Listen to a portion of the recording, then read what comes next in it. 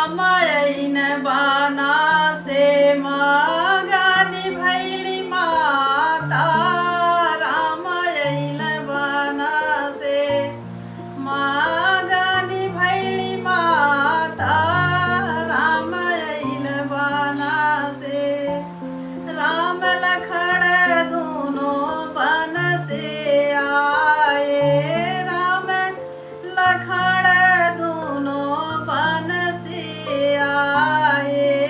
सब देवता मुनि दर्शन पाए।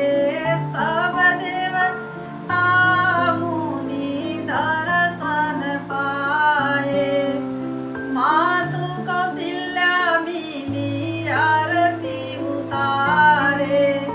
जुग जुग जिया रघुराई।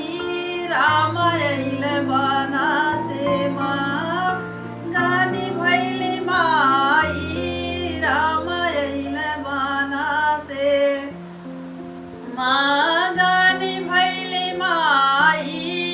रामायण बाना से मन कल जाइली कैकेयी घर में लुकाइली।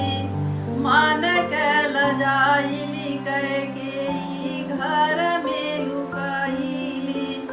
बाहरियावा माता बाहरियावा। तुहरे दया से माता लंका में देखली। तुहरे दया से माता लंका में देखली। मनवा में बड़ा सुख पाई। रामायण बाना से माँ गानी भैली माई। रामायण बाना से हमारे दया से बेटा लंका जो देखला। मनवा में बड़ा सुख पाई। एक बेर को खिया तू हमारे जना माता। को खिया कदा है मिटाई। रामायण बाना से माँ गानी भैली माई। रामायण बाना से गोकुल में तू ही देवकी होई है।